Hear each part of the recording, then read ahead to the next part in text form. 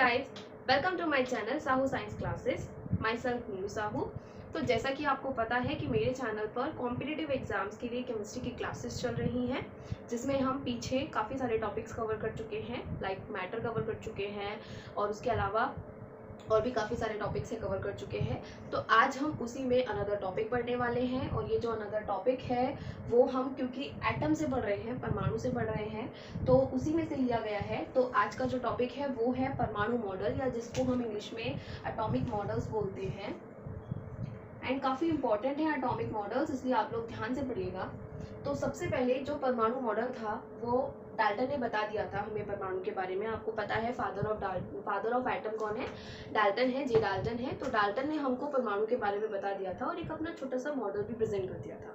उसके बाद एक और साइंटिस्ट हुए जिनका नाम था थॉमसन, ठीक है, या हिंदी में इनको टॉमसन भी बोला जाता है। तो इनका नाम था थॉमसन। इन्होंने इलेक्ट्रॉन की खोज की थी। मैंने लास्ट वाली वीडियो में प्रॉपर्ली तीनों के बारे में बताया है कि इलेक्ट्रॉन, प्रोटॉन और न्यूट्रॉन की खोज किसने की थी, वो भी विद ट्रिक बताया है, तो आप पीछे वाली वीडियो को जरूर देखिएगा। तो यहाँ पर इन्होंने इलेक्ट्रॉन की डिस्कवरी करी थी, इलेक्ट्रॉन की खोज करी थी। और जब इन्होंने इलेक्ट्रॉन की खोज कर ली तो इन्होंने सोचा कि क्यों ना अब अपना परमाणु मॉडल भी प्रेजेंट कर दिया जाए। तो उसके बाद जो थॉमसन थे उन्होंने अपना परमाणु मॉडल प्रेजेंट किया। तो यहाँ पर आपको जो याद रखना है वो इनके परमाणु मॉडल का नाम याद रखना है कि इनके परमाणु मॉडल को क्या क्या बोला जाता है। तो सबसे पहली चीज, तो इन्होंने जो परमाणु मॉडल दिया उसको थॉमसन का परमाणु मॉडल बोला जाता है। पहला नाम है थॉमसन का परमाणु मॉडल या फिर एटॉमिक मॉडल ऑफ थॉमसन, ठीक।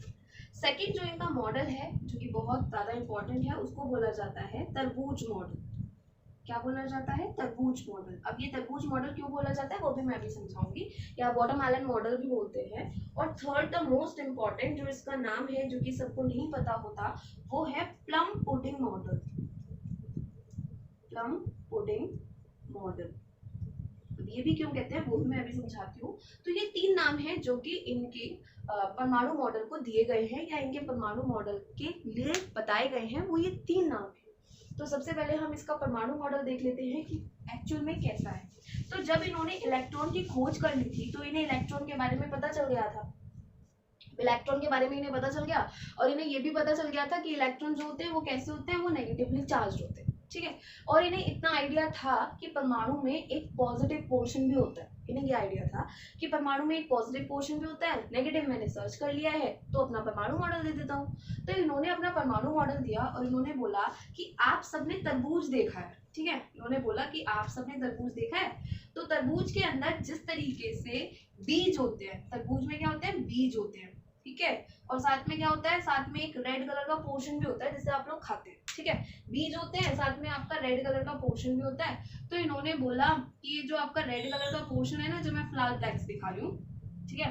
तो ये जो आपका रेड कलर का पोर्शन है, तो ये जो रेड कलर का पोर्शन है वो है आपका परमाणु का पॉजिटिव पोर्शन।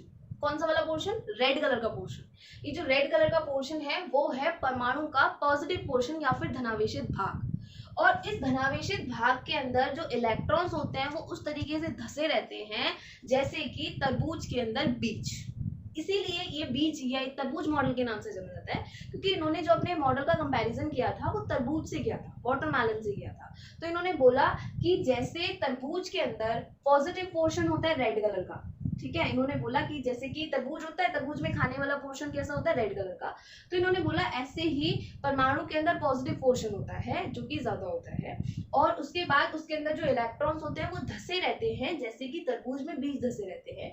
तो ये हो गए आपके इलेक्ट्रॉन्स। ये क्या हो गए? आपके इलेक्ट्रॉन्स। ये सब आपके इलेक्ट्रॉन्स हैं जो कि इसमें बीज की तरह धसे हुए हैं, और ये आपका रेड वाला जो है वो है पॉजिटिव पोर्शन। तो इस तरीके से इन्होंने दो पोर्शंस के बारे में बता दिया कि इन्होंने बोला कि परमाणु मॉडल के अंदर दो पोर्शंस होते हैं, एक पॉजिटिव पोर्शन होता है, एक नेगेटिव पोर्शन होता है। पॉजिटिव पोर्शन जो होता है वो जो तरबूज में जो रेड वाला पोर्शन होता है उसी की तरीके से परमाणु में पॉजिटिव पोर्शन होता है। और जैसे तरबूज के अंदर बीज धसे रहते हैं वैसे ही परमाणु में भी बीज इलेक्ट्रॉन्स धसे रहते हैं और वो नेगेटिव पोर्शन कंटेन करते हैं।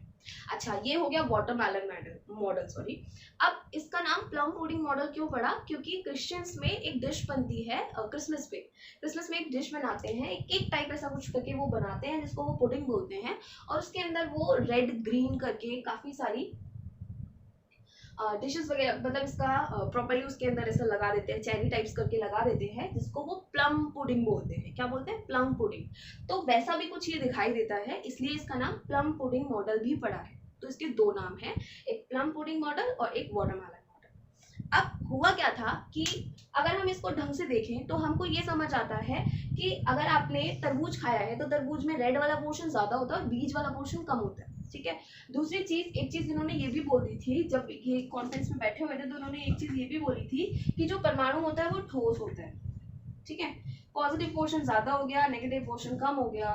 तो इसी यहीं पर रदरफोर्ड जो एक साइंटिस्ट थे, अर्नेस्ट रदरफोर्ड, उनके दिमाग में कुछ क्वेश्चंस उठे थे और उन्होंने उन्हीं क्वेश्चंस को लेकर एक एक्सपेरिमेंट किया था, जिसको हम रदरफोर्ड अल्फा कण प्रकीर्णन या फिर रदरफोर्ड अल्फा पार्टिकल्स एक्सपेरिमेंट्स बोलते हैं।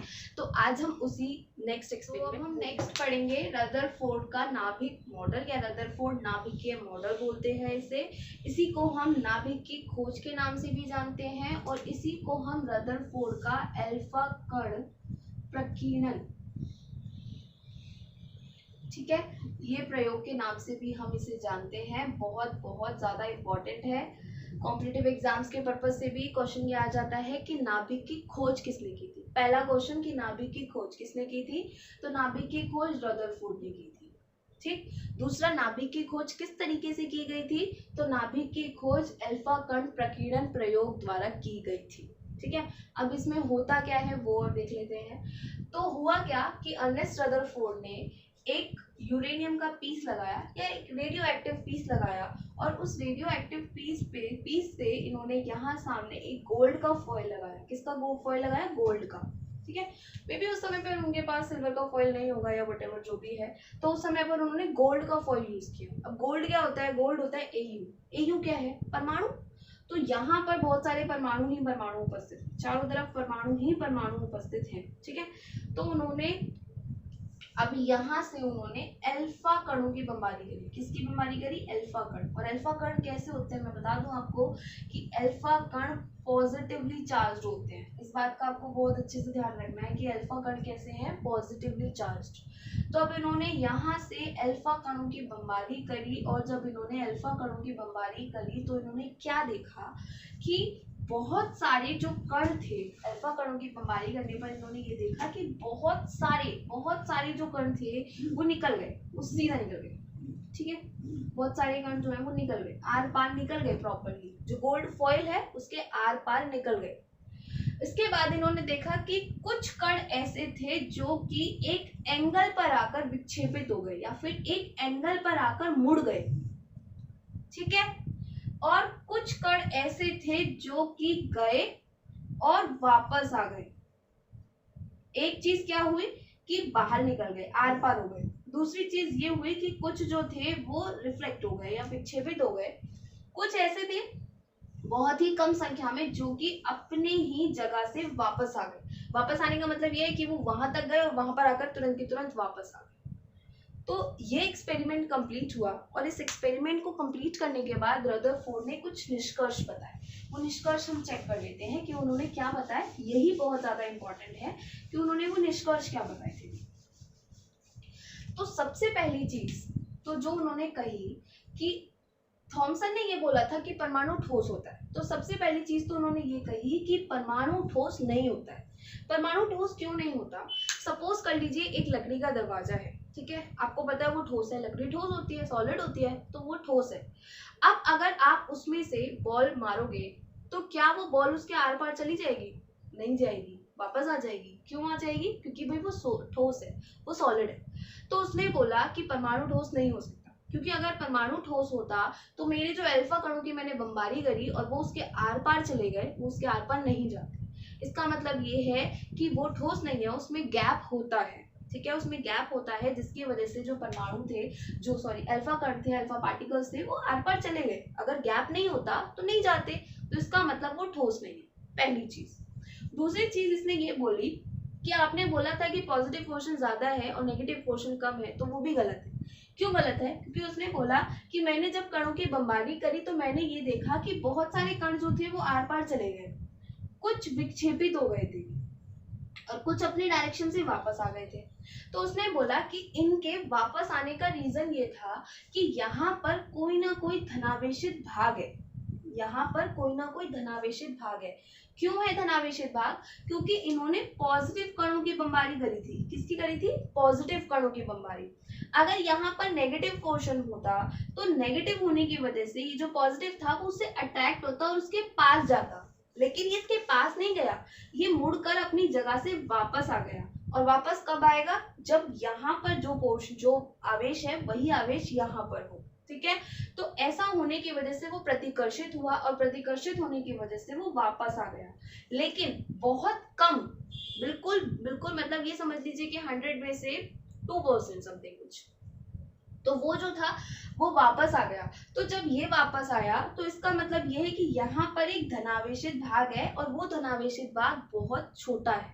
वो धनावेशित भाग कैसा है? वो धनावेशित भाग बहुत छोटा है।